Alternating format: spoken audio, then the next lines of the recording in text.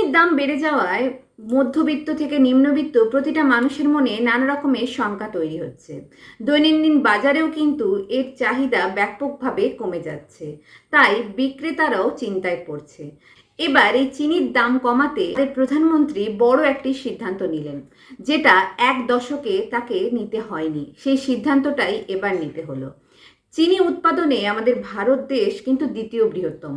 কোনোদিন চিনি তাকে বাইরে থেকে আমদানি করতে হয়নি। এবার এই চিনির এতটা দাম বেড়ে যাওয়ায় হঠাৎ করে 20 দিনের মধ্যে প্রতি কেজিতে 20 টাকা বেড়ে গিয়েছে। সেই জন্যই কেন্দ্রকে বড় সিদ্ধান্ত নিতে হয়েছে।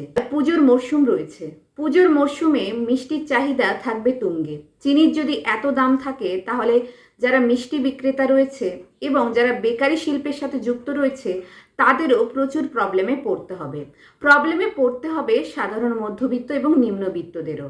সেই জন্যই কেন্দ্র ঠিক করেছে যে চিনি তিনি বাইরে থেকে আমদানি করবেন।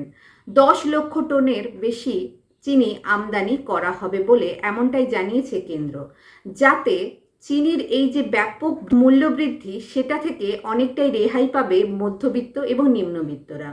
তাছাড়াও চিনির উৎপাদন সেটাকেও বাড়ানোর দিকে জোর দিচ্ছে আমাদের কেন্দ্র সরকার। সেই জন্যই চিনিতে দামের পরিবর্তন হতে পারে বলে সবাই মনে করছে। চিনির দাম কমতে চলেছে, এমনকি সেপ্টেম্বর অবধি প্রথম ধাপে চিনির উৎপাদন শেষ হওয়ার কথা। বেশি সময় নষ্ট না করে অক্টোবরেই আবারও চিনির উৎপাদন বাড়িয়ে দেওয়ার প্রচেষ্টা চলছে বলে এমনটাই জানিয়েছেন চিনি তৈরি করার কোম্পানিগুলো। তাই এই যে পরিস্থিতি, এটা বেশি দিন স্থায়ী হবে না বলেই আমরা মনে করছি। গ্রাহকদেরও যারা 10 টনের বেশি চিনি মজুত করে রাখেন, তাদেরকে 15 দিনের বেশি এই চিনি মজুত করে না রাখতে পারেন, সেই নির্দেশিকাই দিয়েছেন কিন্তু কেন্দ্র সরকার।